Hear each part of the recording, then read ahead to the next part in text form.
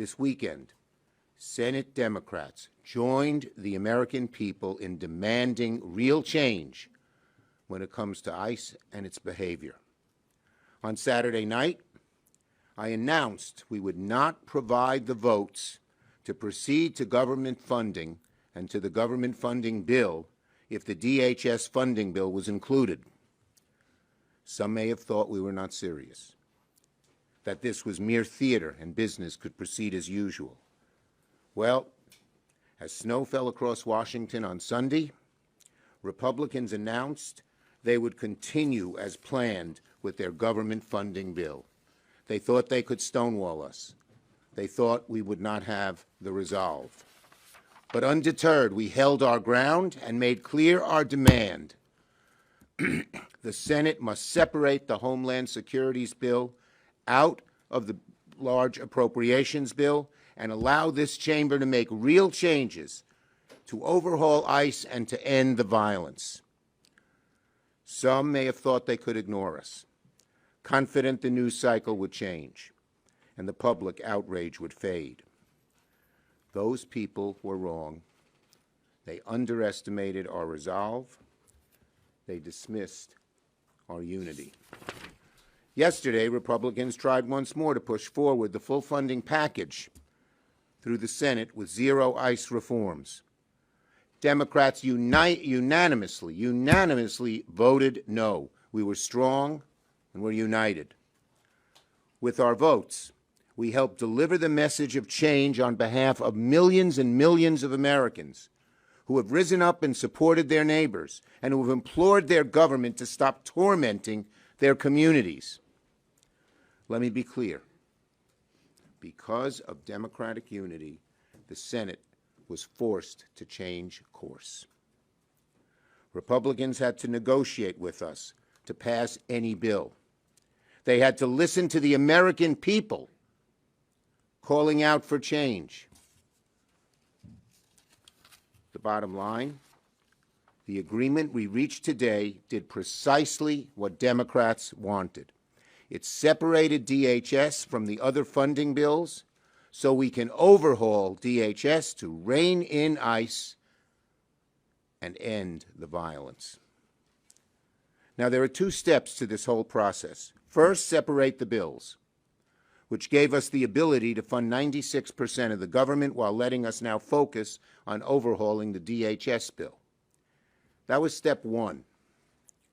Step two is now drafting strong, common-sense legislation that reins in ICE and ends the violence.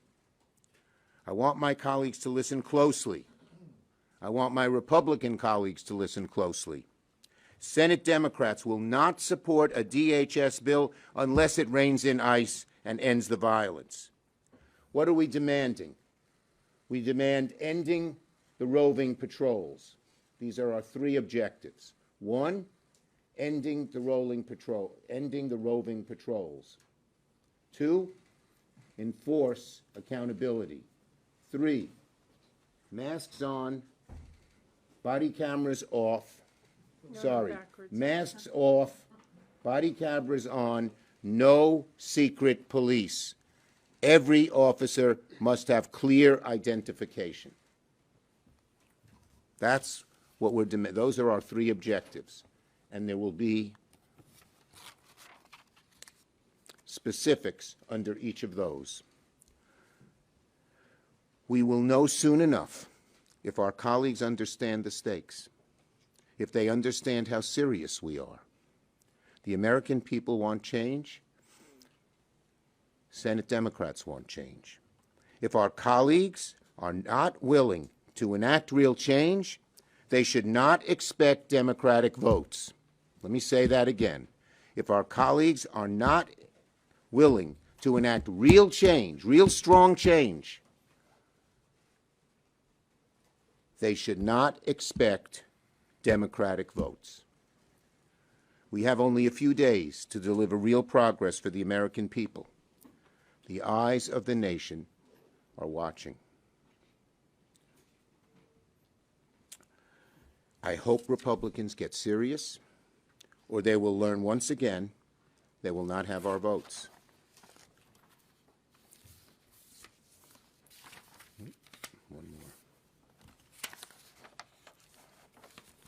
bottom line,